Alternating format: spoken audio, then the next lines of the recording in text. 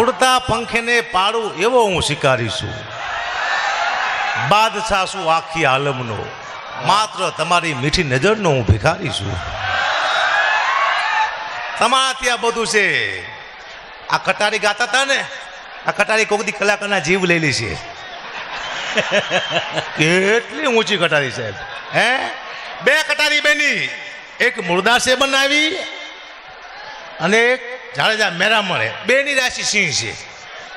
મેરામણ જાડેજાની રાશિ સિંહ ને મુરદાસીની રાશિ સિંહ.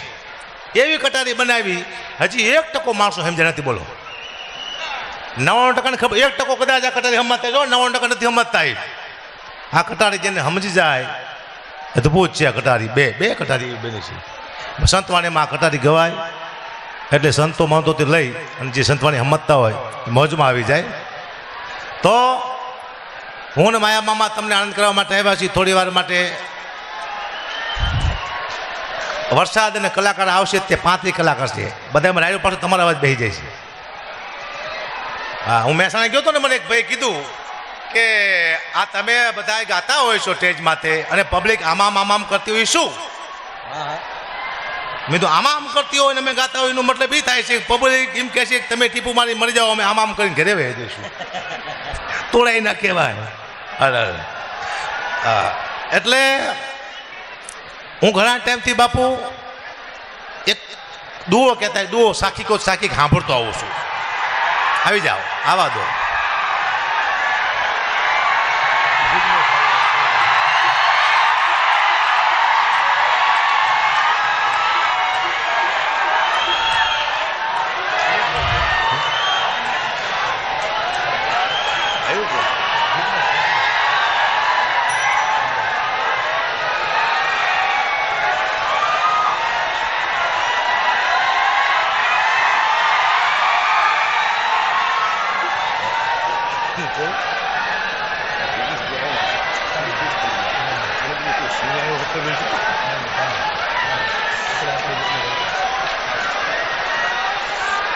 બતાવો તાળીના ગણનાથી જિગ્નેશભાઈને.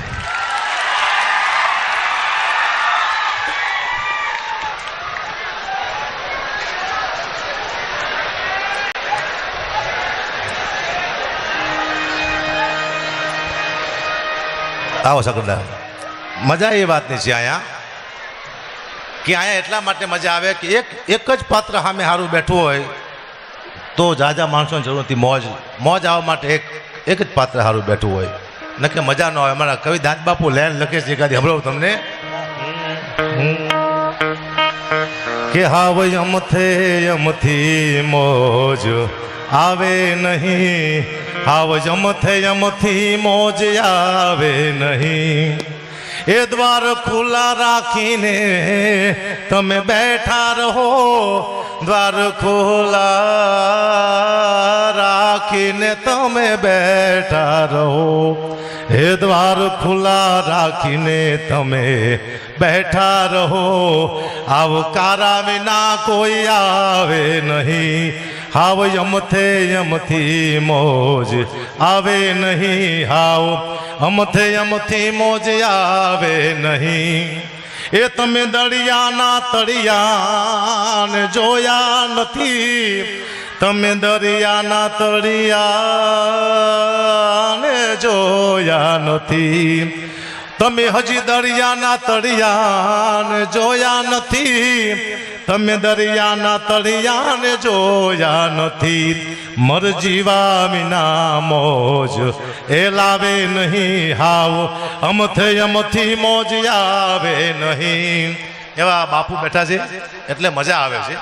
કારણ કે હું હમણાં બાપુ એક ગીત દુઓ સાંભળતો આવું છું કે જબ તુમ આયો જગત મેં જગ હસે તુમ રો, એસી કરણી કર ચલો તુમ હસો જગ રો. આ દુઓ મને હમણાં સમજાણો. એવી આપણે કઈ કરણી કરીને આ દુનિયામાંથી વયા જાય તો આપણે હસતા હસતા મરી જઈને લોકો આપણી પાછળ રોતા હોય.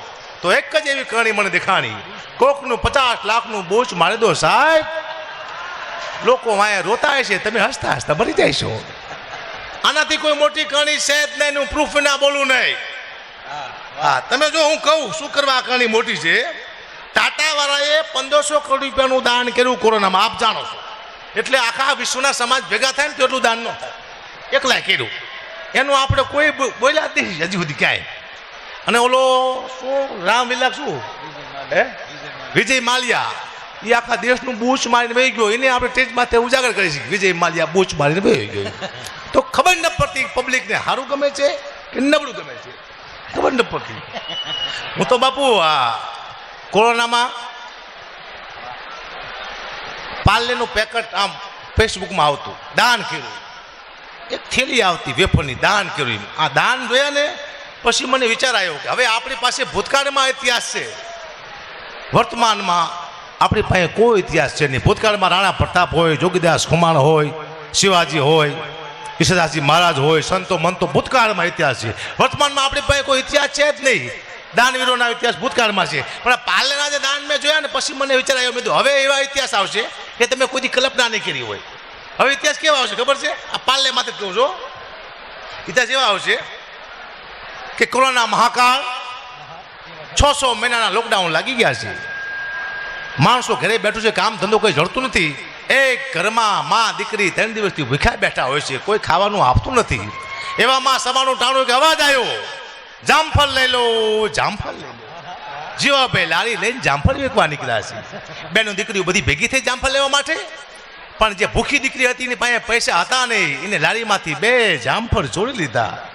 અને જીવાભાઈ નજર પડી દીકરી માથે, લાલ હિંગોળ જેવી આંખું થઈ, પ્રકૃતિનું મરણ જીવાભાઈનો બદલાનો. બેનો દીકરીઓ બધી વિચાર કરે છે કે હવે જીવાભાઈ આને શું કરશે, મારશે, ગાયું દેશે, પણ નહીં. જીવાભાઈએ બીજા 2 જામફળ આપ્યા, લે બેટા તું ભૂખી શું, તા તો જીવાનો જય જયકાર થવા મંડાણો કે ધન છે જીવા તારી માને, ધન છે જીવા તારા બાપને, કે તારા જેવા પુત્ર પેદા થયા દુનિયામાં, તે 2 જામફળ દીકરીને મફત આપી દીધા. જય જયકાર થવા મંડાણો. જીવાની એમ થયું કે હજુ બીજા 2 જામફળ આપી આવું. જીવો બીજા 2 જામફળ લઈને દીકરીના ઘરમાં આપવા જાય છે તો દીકરીની માને કહેતી હોય છે કે માં મેં 2 જામફળ ચોર્યા, જીવાભાઈ મને બીજા 2 જામફળ આપ્યા. માએ કીધું બેટા હજી બીજા 2 જામફળ આપ્યા હોત તો આપણો આખો દિવસ નીકળી જાત. જીવાની કાને આ અવાજ અથાણો અને જીવાની પ્રકૃતિનો મરણ બનાવવાનો. જીવાએ આખી લારી દીકરીના વાળામાં ઠરી દીધી હો જામફળની, દાનવીરના પેટના. અને જીવાભાઈ હાલી નીકળ્યા છે. સવારનું ટાણું જીવાભાઈ માર્કેટમાં જાય છે, પણ જીવાભાઈને કોઈ જામફળ બાકી આપતું નથી. જીવાભાઈ રોવે છે કે મને કોઈ જામફળ બાકી આપો. તારે માર્કેટ વાળા કહે છે કે દાતારના દીકરા તને કોણે કીધું કોકના ઘરમાં જામફળની લારીઓ ઠળી આવજે. 1 દી 2 દી 3 દી છેલ્લે જીવાએ પોતાના પ્રાણનો ત્યાગ કર્યો ભૂખે શાક માર્કેટમાં. હજી સાહેબ જીવાભાઈનો પાડ્યો છે ગામમાં, કોઈ પણ માણસ જામફળ વેચવા નીકળે 2 જામફળ જીવાના પાડીએ મૂકી અને પછી આગળ જામફળ વેચવા જાય છે. આવા ઇતિહાસ જીવાના આવશે, કારણ કે શિવાજીના ઇતિહાસ ભૂતકાળમાં છે. બોલો કોઈ શિવાજી બનવા તૈયાર નથી. રાણા પ્રતાપની વાતો સાંભળે છે પણ એકાદો રાણા પ્રતાપનો ગુણ નથી આવતો. શિવાજીની વાતો સાંભળે પણ એકાદો શિવાજીનો ગુણ નથી આવતો. હિન્દુત્વને કેમ ટકાવવું કોઈને ખબર જ નથી પડતી.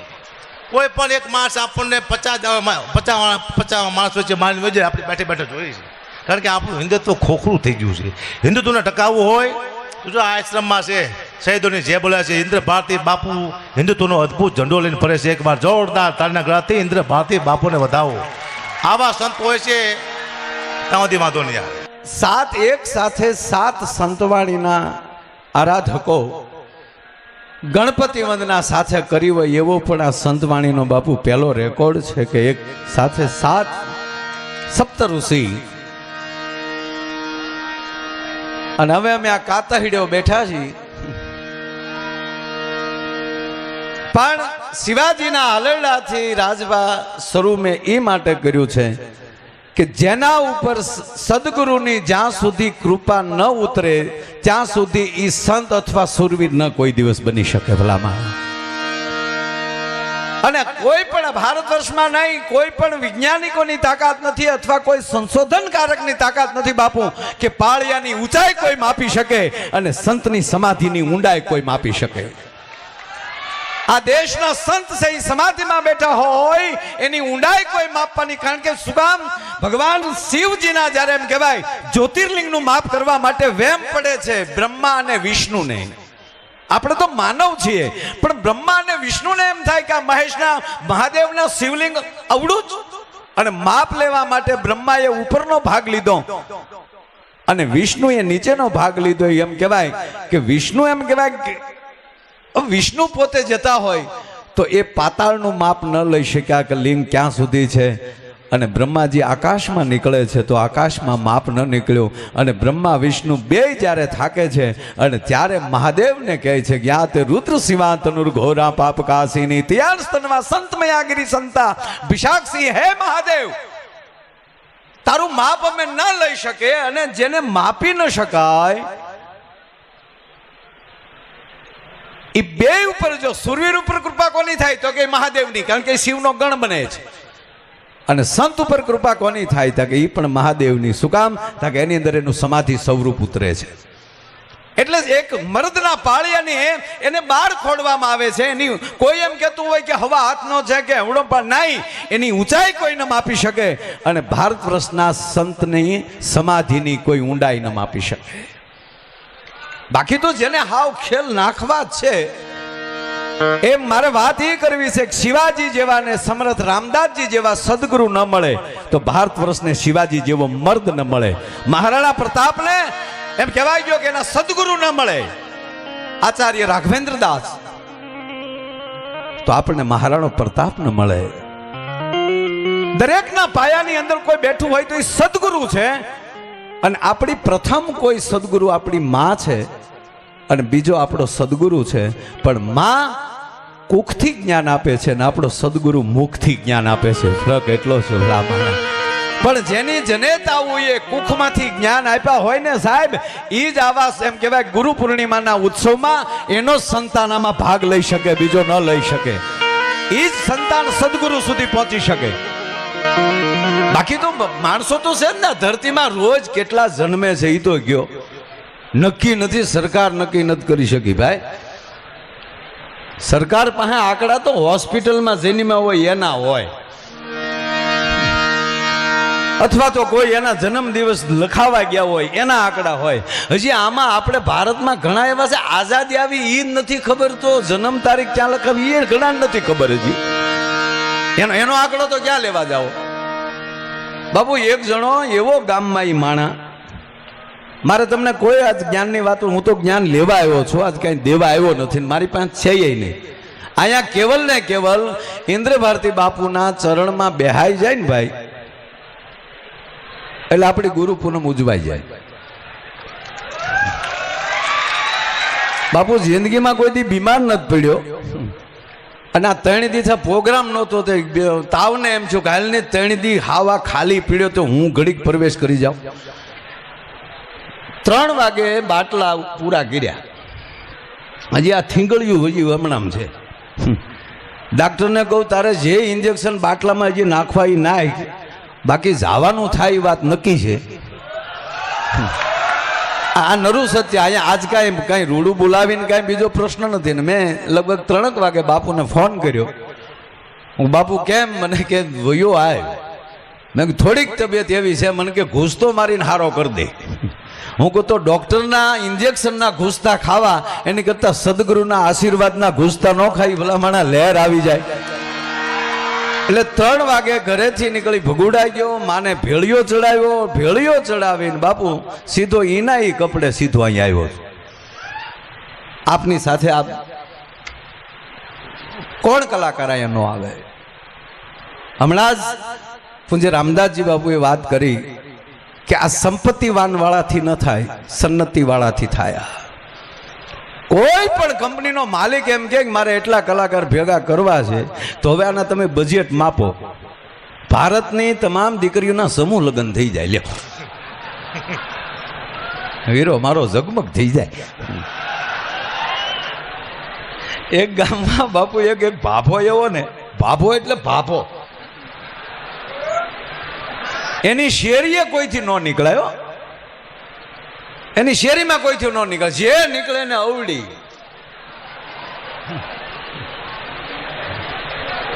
જે નીકળે ન્યા હું ઊભું થાને, જે નીકળે ને પછી તો ગામ ગળે આવ્યો કે આ ભાભે હદ કરી એમ.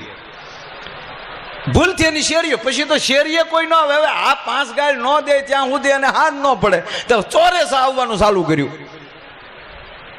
એમાં થોડાક દી થયા ને તેનો દીકરો નારાજ બેઠેલો, આમ નિમાણો થઈને એનો દીકરો બેઠેલો. એટલે કોકે કીધું કેમ એલા હાવ આમ ઉદાસ થઈને બેઠો? તા હું કીધું ખબર? એ કે અમારા બાપુજી ગુજરી ગયા. તા બોલો કે તારા બાપે આખી જિંદગીમાં પહેલું વહેલું આ સારું કામ કર્યું, ગુજરી ગયો એ. પણ બાપુ જોજો આ વાત અહીંયા પૂરી નથી થતી. આજ મારે બે જ વાતો કરવી છે. પણ ઓલો બાપો જ્યારે મરણ પથારીએ પડેલો ને ત્યારે આના બે દીકરા તોપના ગોળા જેવા, એ બે દીકરાને એના બાપે એવું કીધેલું કે બેટા હું ગયા પછી મારી પાછળ એવું કામ કરજો કે ગામને એમ થવું જોઈએ કે એનો બાપ બહુ સારો હતો. કે ચોક્કસ બાપા હાલ્યો, તમારા મોઢામાં પાણી મૂકી છે, ગંગાજળ તો નથી પણ આપણા ગામના ગંગા ડોશીના ગોળાનું પાણી છે, એ ગંગાજળ સમજી અને બાપા તમારા આત્માને તમ તારે જ્યાં ઝીકો હોય અહીંયા ઝીકજો. બાપો ગુજરી ગયો, એનું 12મું ગયું. પછી આ બે ભાઈ બેઠા અને બે ભાઈએ નક્કી કર્યું કે મોટા ભાઈ શું કરીએ તો આપણો બાપ રૂડો લાગે, ભલે ગમે એટલો ખર્ચો થાય, અને એમાં ભાગવત કરીએ અને 7 ગામ જમાડીએ. એ કે જો ગાંડા એ કરશું ને તો શું કહેવા હે કે એની કરતા એના છોકરા બહુ સારા, છોકરાઓએ પાછળ બહુ સારું કર્યું, એમાં બાપા હારા ન કહેવાય, એમાં તો આપણે હારા કહેવાવું કે ભાઈ એના છોકરા બહુ સારા, એની વાહે કાર્ય બહુ સારું કર્યું, એની વાહે ભાગવત સારી કર્યું. તક તો કરવું શું? બાપ હારો થાય એવું બાપાએ તો એવું કીધું કે મારા ગયા પછી ગામને એમ થવું જોઈએ કે એનો બાપ બહુ સારો માણસ હતો, કરવું શું? ત્યારે ઓલે કીધું મોટા ભાઈ કે એમાં જ્યાં કાંઈ ચિંતા નથી. કેમ? તક બાપા તો ખાલી ગાળું જ દેતા ને કે હા આપણે ધોકા લ્યો. બે ભાઈ હાજે 2 કોથળી પી જાય અને ઊભી બજારે ખંભે ધોકા લઈને નીકળે, ગાળું દે, હામો બોલે ને બબ્બે નાખે. હમ દો ભાઈ હૈ, 2 ડબ્બા દારૂ પી જાતે હૈ. બે નીકળ્યા. પછી ગામે ચાલુ કર્યું કે આની કરતા તાનો બાપ બહુ સારો હતો. હા હા હા, આને જીવન ન કહેવાય. બાપુજી ગઈકાલની વાત કરું, ગઈકાલની. હવે આ વાત સાંભળજો, આનો ટુકડો કરીને કોઈ મૂકતા નહીં. ગઈકાલની વાત કરું, ગઈકાલની, ગઈ જ કાલની વાત કરું. બરોબર હું નીકળ્યો, ત્યાં મુખ્યમંત્રીનો ફોન આવ્યો. મને કે તાત્કાલિક તમે ગાંધીનગર આવો. હું ગાંધીનગર ગયો. ત્યાં પહોંચ્યો તો બાબા રામદેવજી બેઠેલા. મને કે નહીં તમે પ્લીઝ મારે અરે હરિદ્વાર આવો. એટલે હું સીધો હરિદ્વાર ગયો. ત્યાં જઈને બેઠા, એના યોગ કર્યા. સવારમાં વહેલો જાગ્યો, હોકિંગમાં નીકળી ગયો. 1 કલાક વોક કર્યું, ગરમ સ્વિમિંગ પુલમાં સ્નાન કર્યું. પછી પાછા જે કાંઈ કરવાના હોય એ કપાલભાતી કર્યા. પછી સરસ મજાનો નાસ્તો આવ્યો. પછી બાપુ જગાઈ ગયું. પછી ખબર નથી પછી હું જોઈ.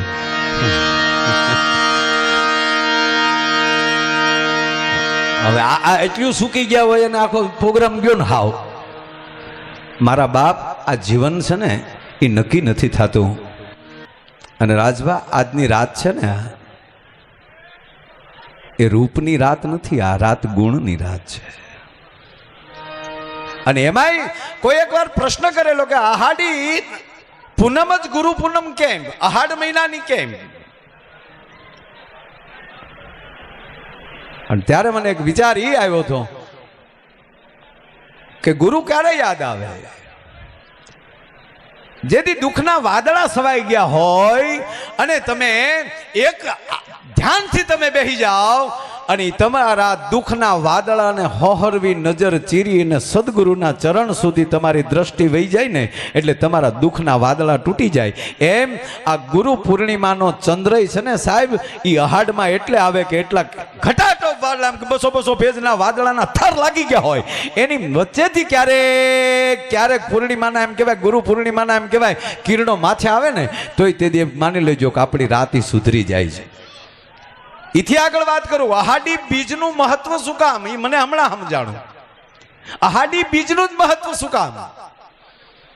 આહાડી બીજના માણસો ગમે એમ દર્શન કેમ કરે છે? નજરો કેમ માંડે કે આહાડી બીજના દર્શન કેમ થાય? એમાં 2 વાત છે.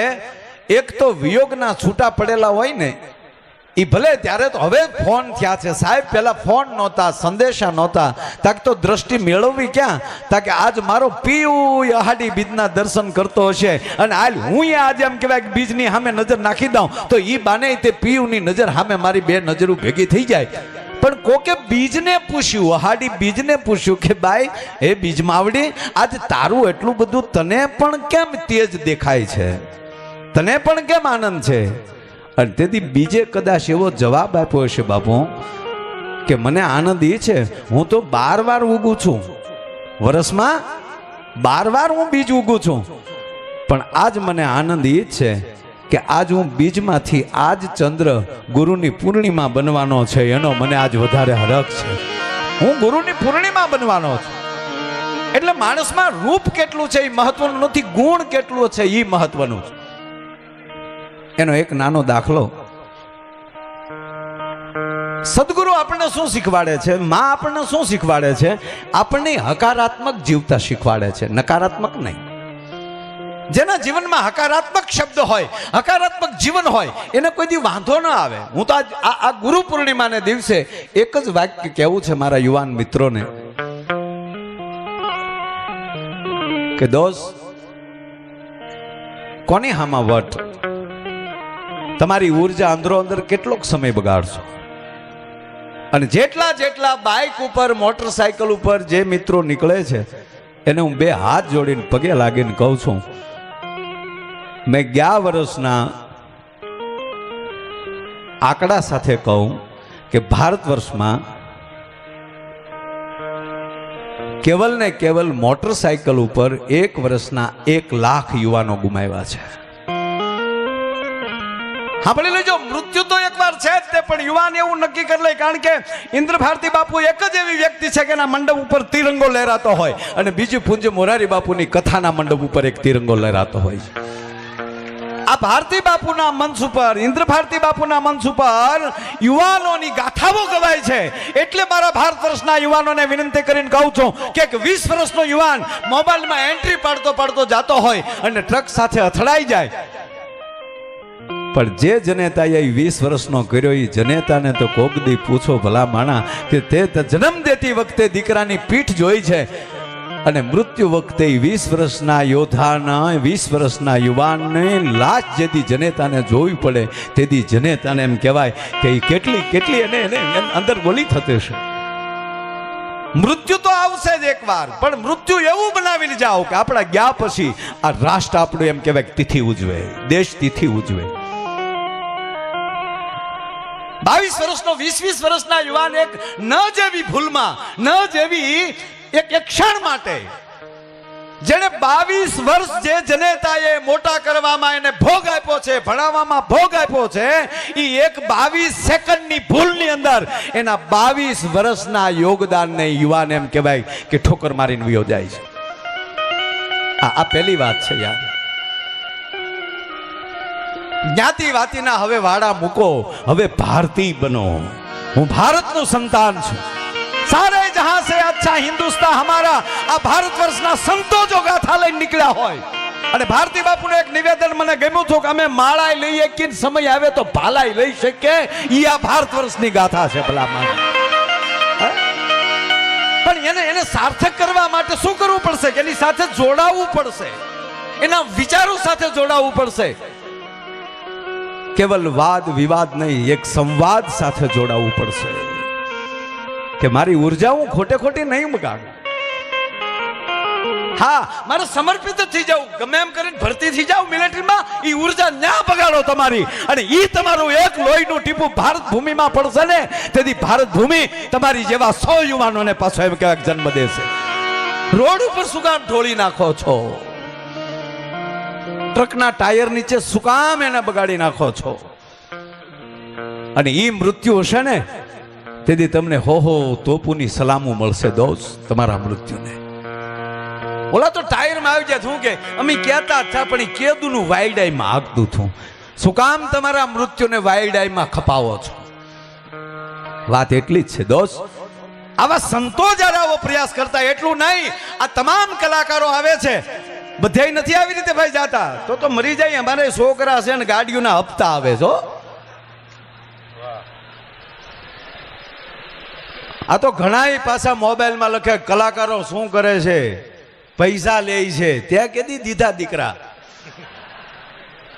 હે, આવા લુખેશોને આ ધરતીની જરૂર નથી. સાંભળી લેજો, કાન ખોલીને સાંભળે કે જે આ દેશની સંસ્કૃતિની વાતોની વાતે માથે કોઈ ડિબેટ ખોટી રીતે કરતા હોય, આ દેશના કોઈ ભજનનો ટુકડો કરીને કોઈ મૂકવા એની પાછળ જો કોઈ કરતા હોય, એ ભારતનું સંતાન ન હોઈ શકે. તમને સાથી ઠોકીને કહું, ક્યારેય નથી બોલતો, બોલું છું કે આવા નવી પેઢી, નવા યુવાનો, એવા કલાકારો આવ્યા છે.